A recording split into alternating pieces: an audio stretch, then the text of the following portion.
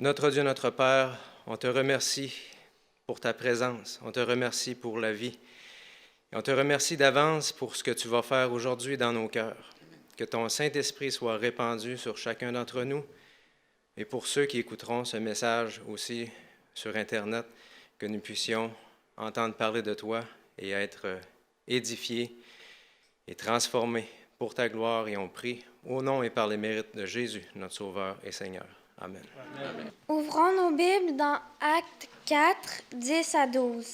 Sachez-le bien, vous tous, et que tout le peuple d'Israël le sache, c'est par le nom de Jésus-Christ de Nazareth, celui que vous avez crucifié et que Dieu a ressuscité. Oui, c'est par lui que cet homme se présente en pleine santé devant vous.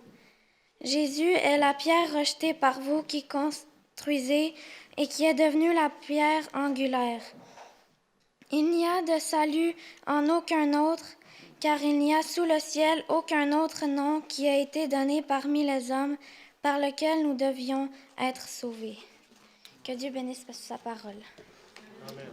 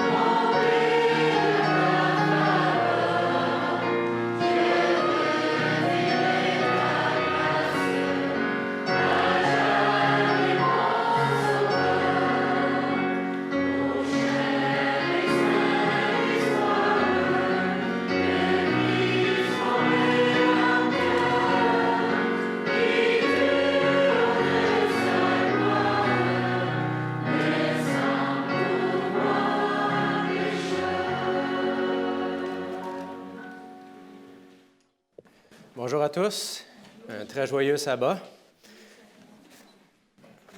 Je remercie le Seigneur pour la neige aussi, finalement, d'avoir protégé la belle famille de Fred et Amélie.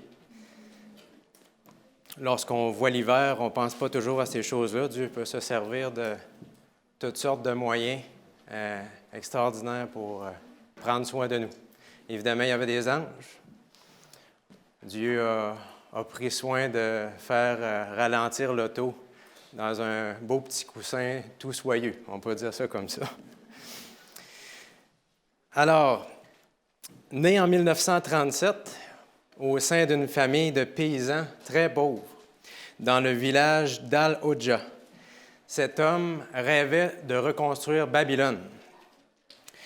Il fera une fugue à l'âge de 8 ans, car il en avait assez de se faire battre par le conjoint de sa mère, qui le battait à maintes et maintes reprises. À 8 ans, il dit qu'il en a assez. Il quitte le foyer. Et c'est à ce moment-là que son oncle va prendre la relève, qu'il va le prendre sous son aile et il va lui donner son éducation. Et cette éducation-là a contribué grandement à faire de lui un futur dictateur. Déjà à 19 ans, il est impliqué dans un coup d'État pour détrôner un roi. Et il tentera plus tard, pas tellement plus tard, d'assassiner un dirigeant Alors, il devra fuir et se cacher en Égypte. Et pendant les années 70, il sera hissé au pouvoir grâce à ses liens familiaux, grâce à ses contacts.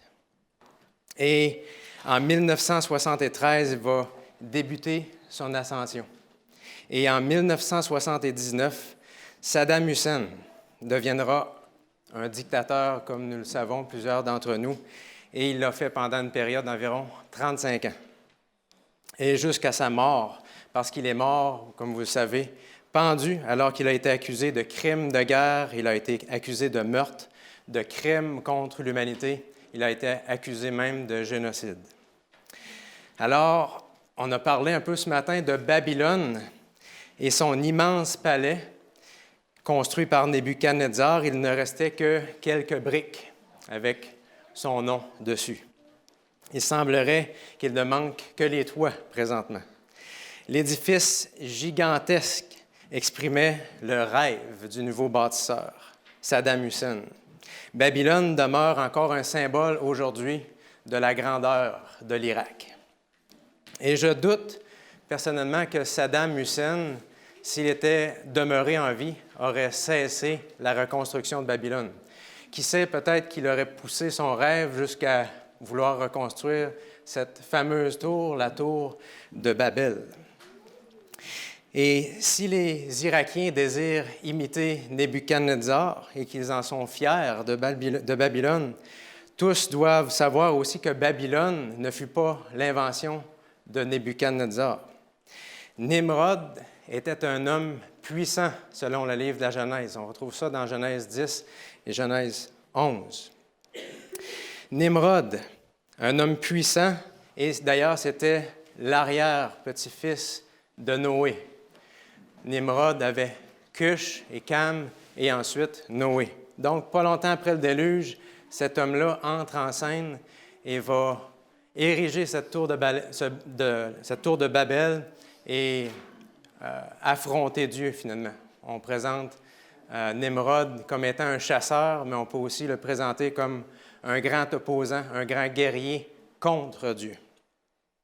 Et selon une légende, c'est intéressant de noter que Nimrod, à sa mort, serait monté au ciel. Et c'est une légende, évidemment, pour devenir éventuellement le dieu soleil.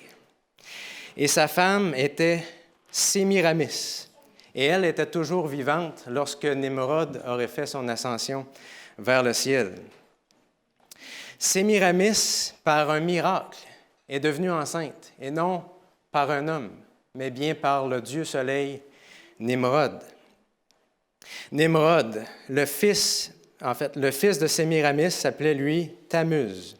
Et son anniversaire était le 25 décembre.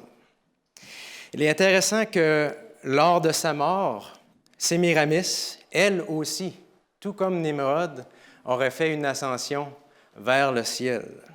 Et elle serait devenue la déesse Lune. Évidemment, on parle d'une légende. Mais à travers cette légende de Nimrod et de Sémiramis, on comprend que dès l'Ancien Testament, alors que le plan du salut était dévoilé de plus en plus aux hommes, lorsqu'on lit le chapitre de Genèse 3 et le verset 15, on se rend compte déjà que Dieu est en train d'expliquer qu'est-ce qui allait se passer, de quelle façon Dieu allait intervenir pour venir sauver notre race.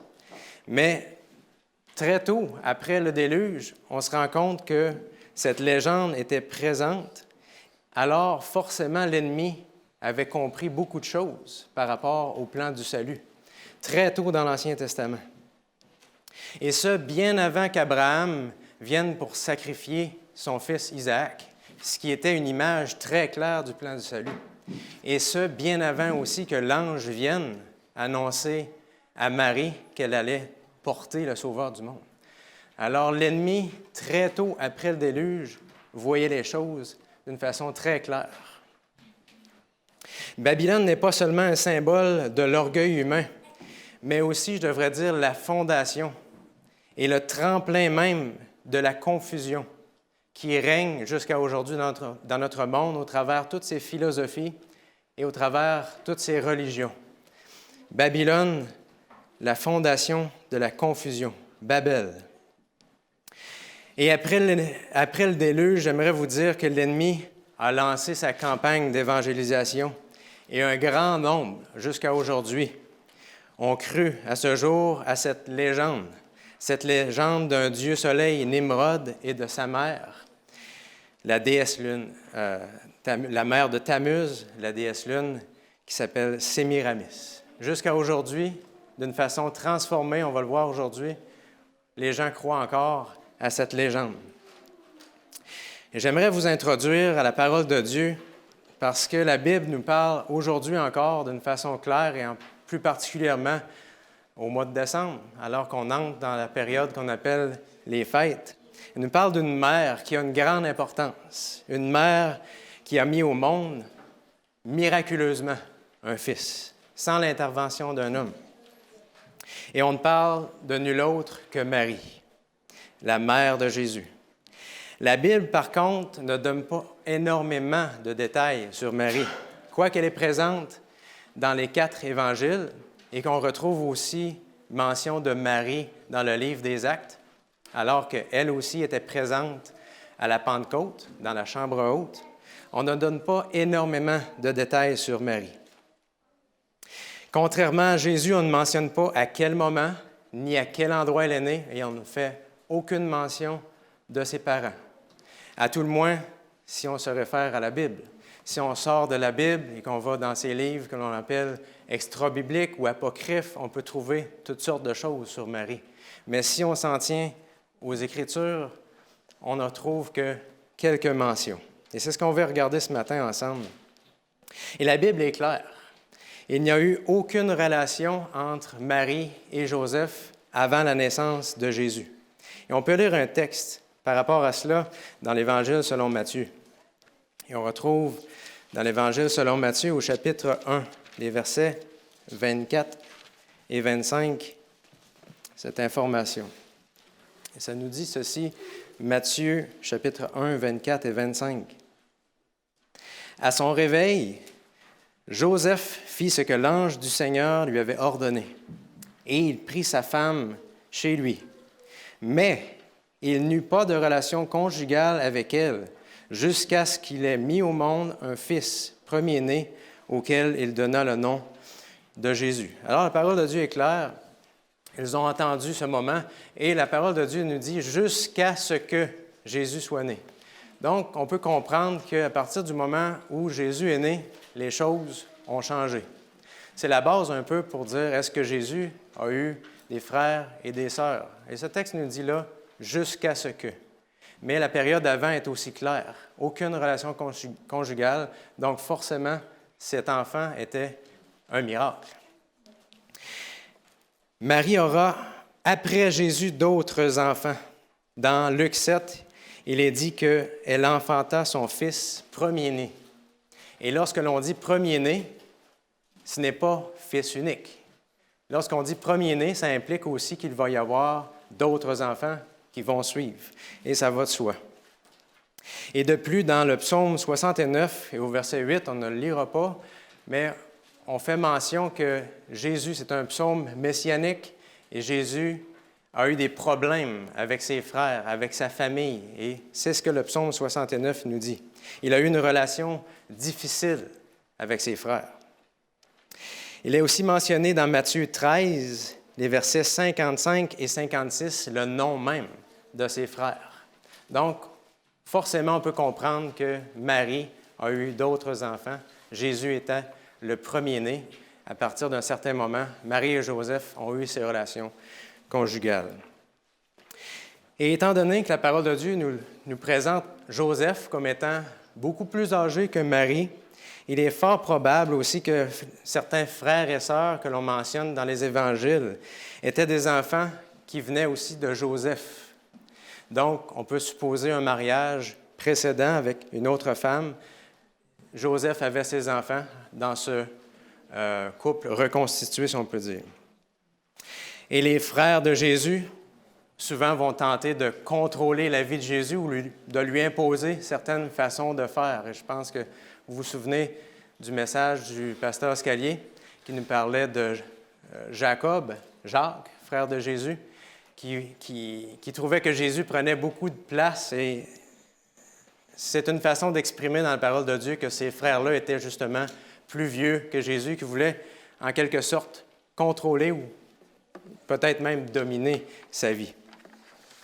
Et si on revient à Marie, cette jeune femme avait reçu cette visite d'un ange, nous dit les Évangiles, pour lui annoncer qu'elle porterait en elle cette promesse qui avait été faite longtemps avant elle. On remonte à Adam et Ève, Genèse 3,15, cette postérité qui viendrait pour s'en mêler de cette guerre qu'il y a entre l'ennemi et Jésus, qui viendrait à la rescousse de notre race. Et ça allait coûter la vie, justement, à ce sauveur. Mais la question qu'on peut se poser encore aujourd'hui, c'est est-ce que Marie est la mère de Jésus ou est-ce que Marie est la mère de Dieu? Ou est-ce qu'elle est les deux? Et est-ce qu'il y a une distinction entre les deux? Et c'est important de se poser la question parce que dans le monde dans lequel on vit, on présente toutes ces choses. Alors, on va essayer de voir un peu plus clair sur ce que les Écritures nous disent et on peut retourner justement dans l'Ancien Testament, dans le livre de Michée. Et on retrouve au chapitre 5 du livre de Michée un texte très intéressant et on le lit au verset 2. On va lire les versets 1 et 2. Michée 5, 1 et 2 nous disent ceci. Et on parle de la naissance de Jésus. Ça nous dit ceci. « Et toi, Bethléem Ephrata, qui est petite parmi les villes de Juda, de toi sortira pour moi celui qui dominera sur Israël. » Et on parle de Jésus. « Et dont l'origine remonte loin dans le passé, à l'éternité. » Donc, ce texte-là est clair que l'origine de celui qui devait venir à Bethléem Ephrata remonte au jour d'éternité, à l'éternité. Et j'aimerais vous emmener dans un autre texte, cette fois-ci dans l'Évangile selon Jean. Et au chapitre 17, il y a quelque chose aussi d'intéressant qui est mentionné. Dans Jean 17, et c'est au verset 5, il est dit ceci. Maintenant, c'est Jésus qui parle à son Père. Maintenant, Père, révèle toi-même ma gloire auprès de toi, en me donnant la gloire que j'avais auprès de toi avant que le monde existe. Et là, ça devient très clair qu'à partir du moment où le monde n'existait pas, Jésus avait déjà une gloire. Il était Dieu. Son origine remonte à l'éternité. Et ça, c'est longtemps avant que Marie apparaisse. C'est longtemps avant que notre monde apparaisse. On parle de Jésus, le Fils de Dieu qui existait avant même, on peut dire, sa mère. Marie était la mère de Jésus, mais certainement pas la mère de Dieu, puisque depuis quand un fils existe avant sa mère? Ça ne fait aucun sens, sinon que c'est une chose miraculeuse, que c'est une chose divine. Alors, on peut simplement dire que la divinité de Jésus a précédé son humanité. Et ça devient un peu plus clair, même si c'est quelque chose qu'on ne peut pas pleinement expliquer. Personne sur la terre, à part Jésus, n'a vécu une telle chose. Personne ne s'est retrouvé dans la même situation. Cela ne fait pas de Marie la mère de Dieu, mais la mère de Jésus.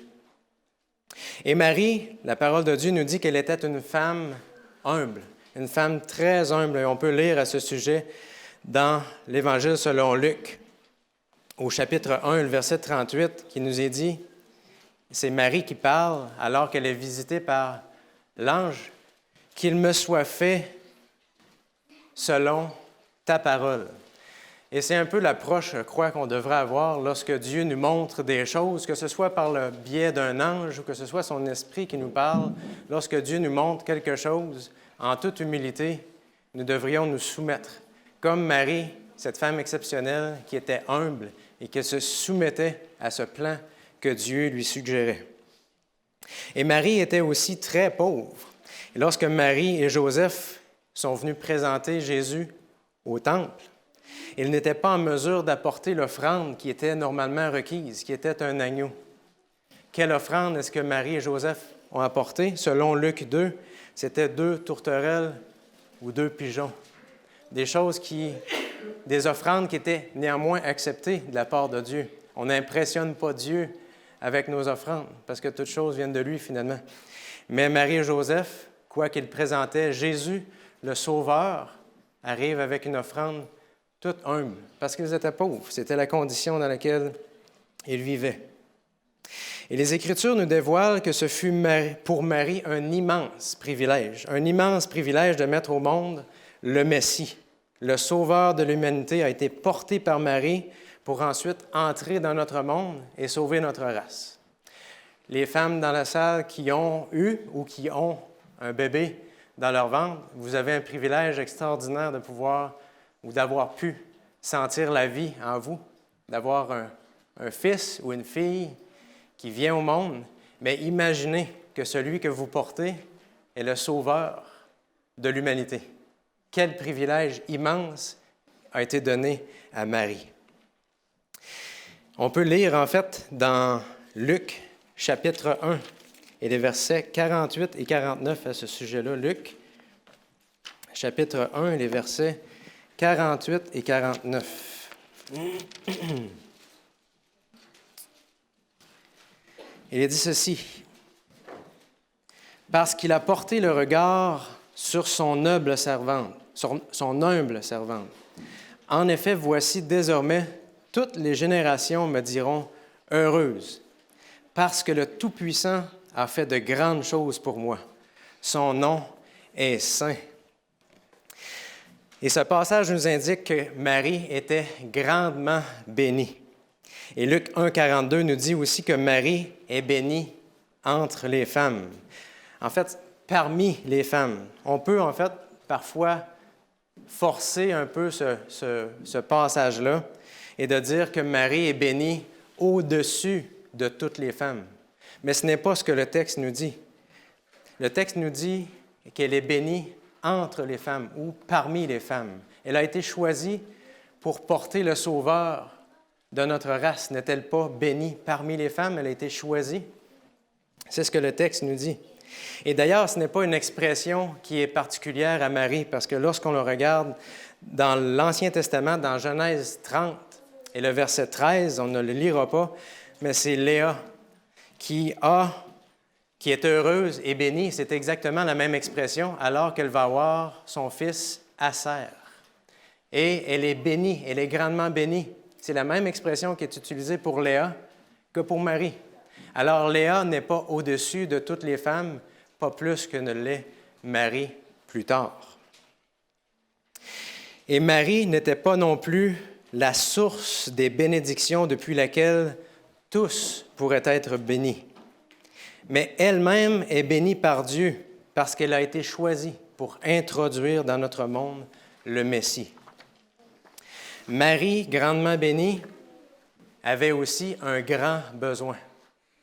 Quel était ce grand besoin? Si elle était la mère de Jésus, elle aussi avait besoin d'un sauveur. Et ce sauveur, même si c'est elle qui l'avait mis au monde, elle en avait besoin.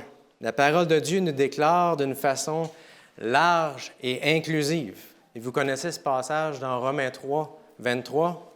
« Tous ont péché et sont privés de la gloire de Dieu. » Vous connaissez ce passage, n'est-ce pas? Il n'y a qu'une seule exception.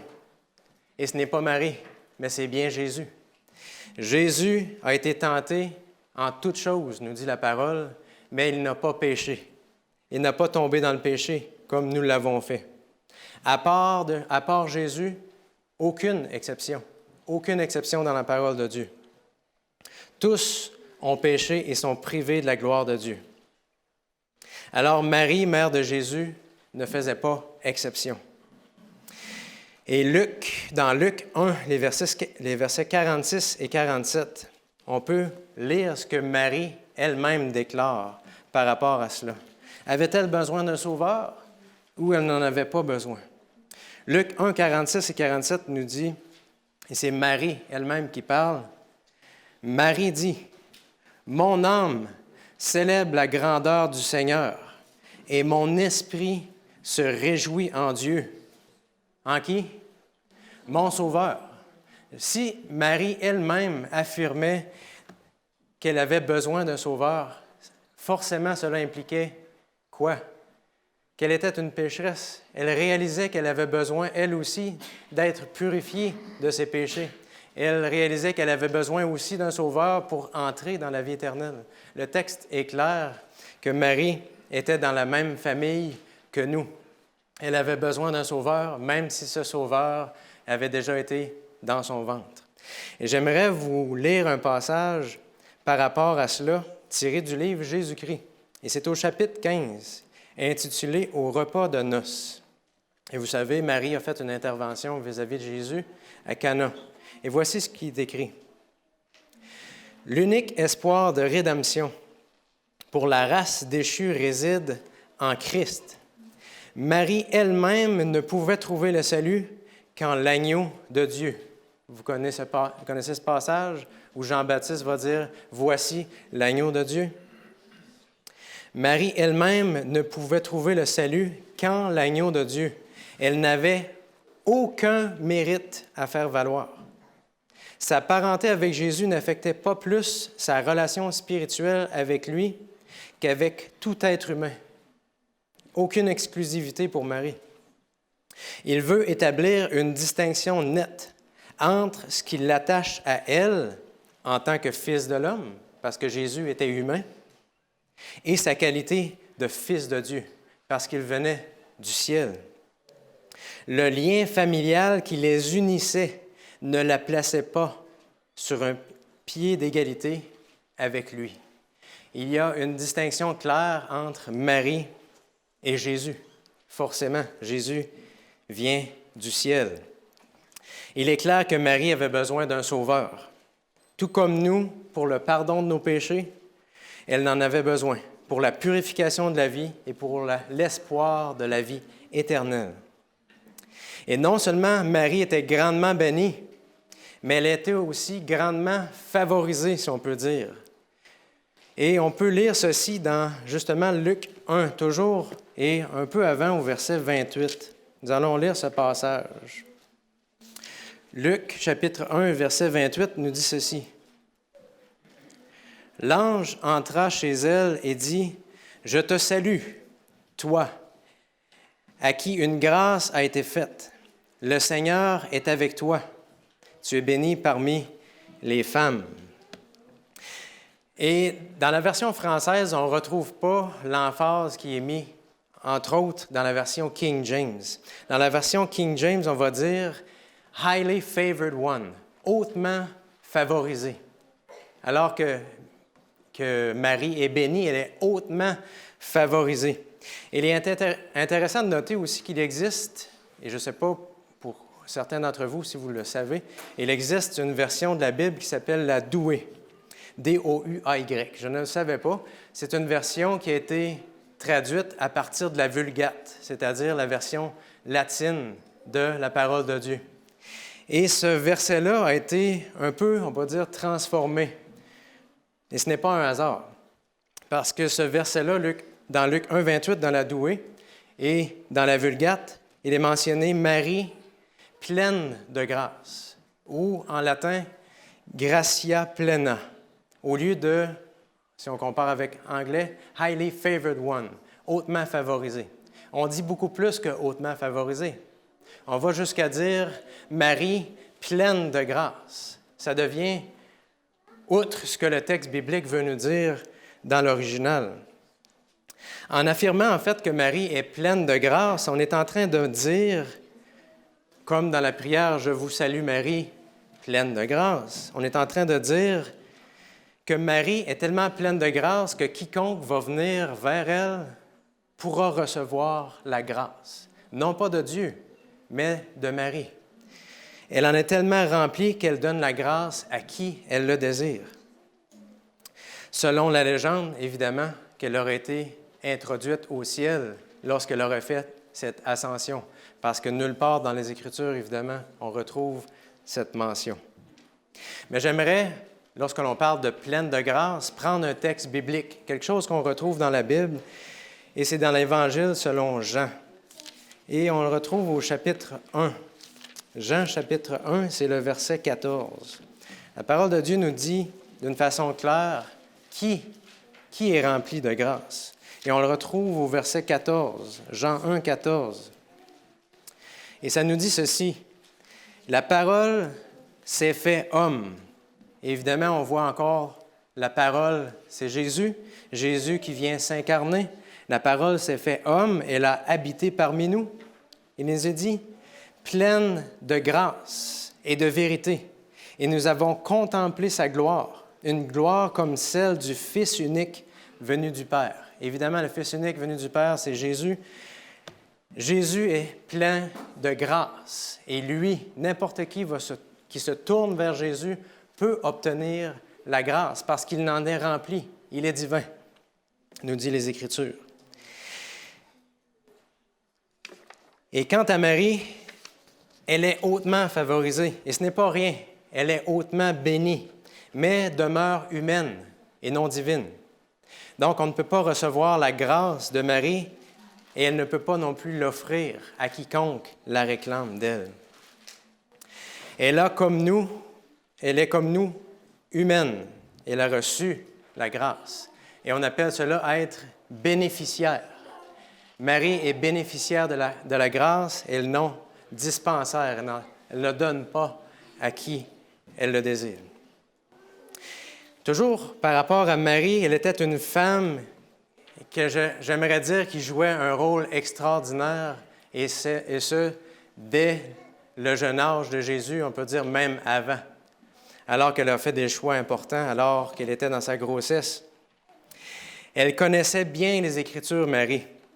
Et elle a grandement contribué, je crois, à la croissance de Jésus en sagesse et en grâce. Et on peut lire, en fait, dans Matthieu, le chapitre 13, les versets 54 et 55 par rapport à cela. Matthieu 13, 54 et 55. Il nous est dit ceci. Il se rendit dans sa patrie et il enseignait dans la synagogue, on parle de Jésus, de sorte que ceux qui l'entendirent étaient étonnés et disaient « D'où lui viennent cette sagesse et ces miracles? N'est-il pas le fils du charpentier? N'est-ce pas Marie qui est sa mère? Jacques, Joseph, Simon, Jude, ne sont-ils pas ses frères? Et ses sœurs, ne sont-elles pas toutes parmi nous? D'où lui vient donc tout cela? » J'ai lu le verset 56 aussi. Et en lisant ce texte, on ne peut pas faire autrement que croire que Jésus, finalement, est passé par l'école à la maison.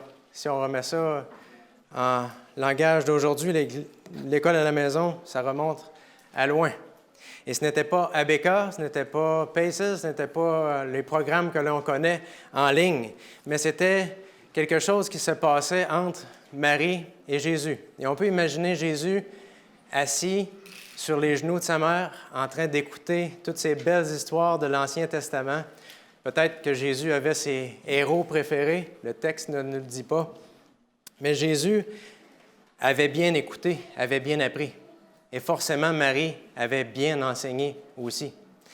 Et c'est ce qu'on retrouve alors que Jésus enseignait dans la synagogue et les gens étaient émerveillés de voir la connaissance et de quelle façon Jésus expliquait les Écritures. Et non seulement il expliquait les Écritures d'une façon extraordinaire, mais Jésus aussi avait mémorisé la parole de Dieu. Parce qu'au travers de son ministère, qu'est-ce que va faire Jésus? Il va citer les Écritures. Et il n'est pas en train de sortir son téléphone intelligent du fond de sa poche. Il est dans le désert, dans la tentation, et il cite les Écritures. Il est en train d'enseigner au temple, il cite les Écritures. Jésus maîtrisait les Écritures et on le voit tout le long de son ministère. Jésus a eu une éducation particulière et on peut dire que Marie y a grandement contribué. Et dans le livre Éducation, au chapitre intitulé « Enseignement et étude de la Bible », j'aimerais vous lire ceci. on parle de Jésus durant sa jeunesse. L'aube et le crépuscule le trouvèrent bien souvent, seul sur la montagne ou dans la forêt, pour une heure paisible de prière et d'étude de la parole de Dieu. Pendant son ministère, sa maîtrise des Écritures attesta le soin qu'il avait mis à leur étude. Il s'instruisait comme nous pouvons nous instruire. Et sa puissance mentale et spirituelle témoigne de la valeur de la Bible en tant que moyen d'éducation. Et je trouve ce passage extraordinaire parce que ça nous rappelle que cette parole de Dieu qui est entre nos mains aujourd'hui, nous avons le privilège, tout comme Jésus, de l'étudier profondément, de l'étudier sérieusement. Et qu'est-ce qui va en ressortir? Nous aurons une puissance mentale et spirituelle qui va surgir. Et nous aurons aussi cette capacité de pouvoir expliquer les Écritures. C'est ce que le passage nous encourage à faire. Et lorsque Jésus a débuté son ministère, on remarque dans les Écritures que Jésus a toujours été au centre de l'histoire, toujours en avant-plan. Alors que Marie était souvent de côté, ou on peut dire même en arrière-plan, ou parfois même totalement absente, même si elle a joué un rôle excessivement important dans la préparation de Jésus pour son ministère. Jésus est en avant-plan et Marie est dans l'ombre. Alors que Jésus soit dans son ventre, que Jésus soit dans la mangeoire ou que Jésus soit en train d'exercer son ministère, Jésus est toujours en avant-plan. Après tout, les sages d'Orient sont-ils venus adorer Marie ou sont venus adorer Jésus? Les bergers, est-ce qu'ils sont venus admirer l'accouchement de Marie ou le Fils qui est venu? Les bergers, est-ce qu'ils ont annoncé la venue de Jésus ou le travail, l'accouchement de Marie? Qu'est-ce qu'ils ont annoncé? Et même au temple, lorsqu'on y pense, Jésus qui est présenté au temple, Siméon a mis l'emphase sur qui? Sur Jésus. Toujours, Jésus est au centre des Écritures, que ce soit dans l'Ancien et dans le Nouveau Testament. Et ça ne fait pas de Marie une femme moins importante et moins exceptionnelle. Ça fait juste tourner nos yeux de Marie, qui est une mortelle, qui a eu un ministère extraordinaire, vers Jésus, qui a eu un ministère encore plus extraordinaire parce qu'il est le Sauveur. Et durant le ministère de Jésus, Marie suivait de près les activités de son fils et était pleinement consciente des difficultés de Jésus. Et dans Luc 2,35, on nous parle que Marie a été transpercée, qu'une épée allait transpercer son âme, et on ne parlait pas de sa mort. On parlait évidemment des souffrances que Marie allait devoir subir, alors que son fils allait être un homme de douleur, alors que son fils ferait face à toutes sortes de conflits, de tribulations, mais que son fils serait aussi tué, il serait crucifié. Et quoique Marie ait vécu avec Jésus toutes ses souffrances, parce que c'était son fils, et les mères dans la salle peuvent certainement en témoigner. S'il y a un fils ou une fille qui souffre, la mère ne souffre-t-elle pas avec son fils ou sa fille? Et quoique la souffrance de Marie a été vécue, parce que Jésus était un homme de souffrance, malgré tout, Jésus a souffert comme personne d'autre n'a souffert, incluant Marie, sa mère.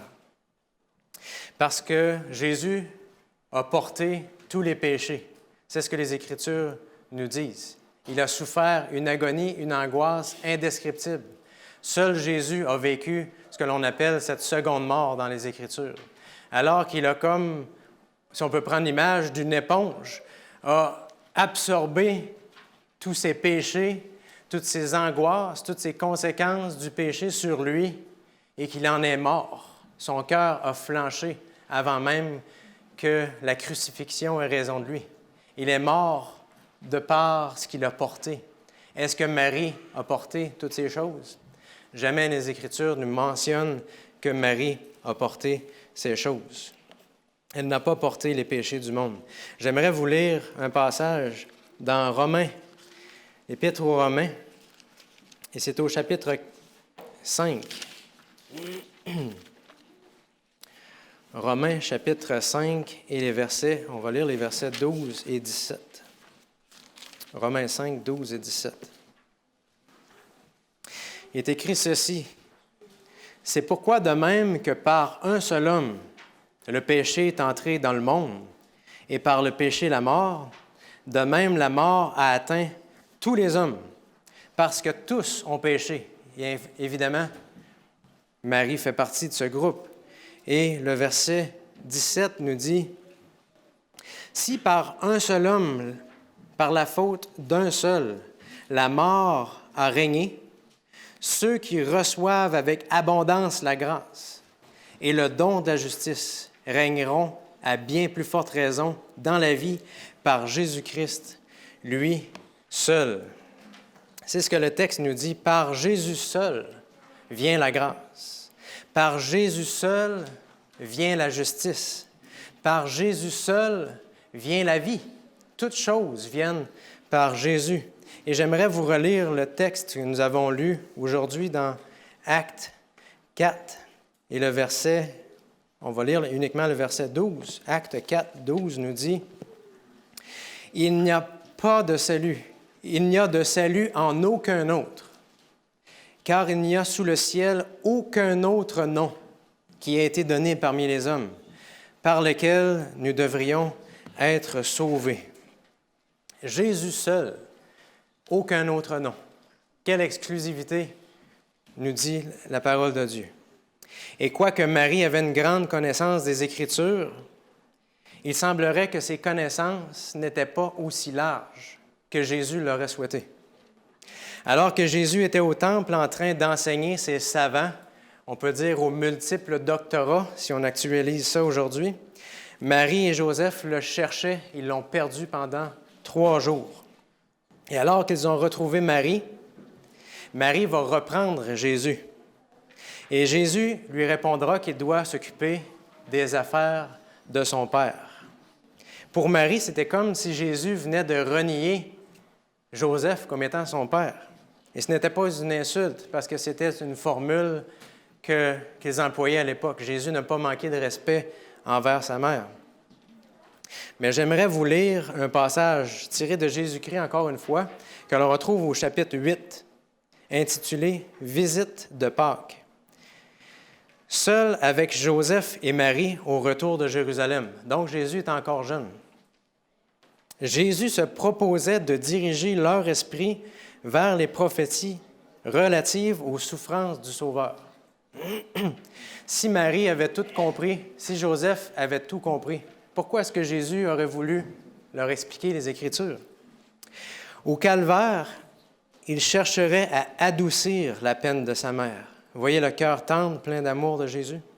Il pensait déjà en ce moment. Sachant que Marie devait assister à sa dernière agonie, Jésus désirait lui faire comprendre la mission afin de la fortifier et de lui permettre de supporter le moment où une épée lui transpercerait l'âme. Tout comme Jésus avait été éloigné d'elle pendant 3 jours d'affliction, elle devrait le perdre de nouveau pendant 3 jours, quand il serait offert pour les péchés du monde. Puis sa douleur ferait place à la joie quand il sortirait de la tombe. Mais elle aurait mieux supporté les angoisses de sa mort si elle avait pu comprendre les Écritures qu'il s'efforçait maintenant de présenter à sa pensée. J'aime voir Jésus qui, combien de fois, essaie d'épargner la souffrance à sa mère. Et encore aujourd'hui, je pense que Dieu veut nous épargner peut-être des souffrances. Est-ce qu'il n'y a pas des choses que nous n'avons pas compris? Est-ce qu'on ne passe pas peut-être parfois au travers des souffrances alors que Dieu essaie de nous faire comprendre des choses, mais que malheureusement, tout comme Marie, parfois, nous aurons à vivre ces souffrances-là. Et ce n'est pas la première fois que Dieu veut en Jésus épargner des souffrances. Il a voulu le faire même à ses propres disciples alors qu'il annonçait sa mort. Il a voulu le faire avec Pilate, il a voulu le faire avec tous les autres qui n'ont pas compris. Jésus est rempli d'amour et encore aujourd'hui, il veut épargner les souffrances. Mais parfois, nous ne sommes pas prêts à recevoir le message que Dieu veut nous donner dans les Écritures.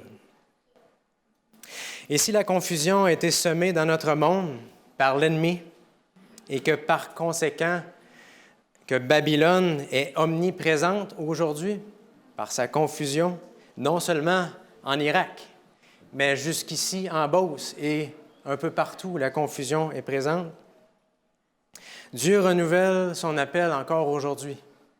Il renouvelle son appel à sortir de cette confusion.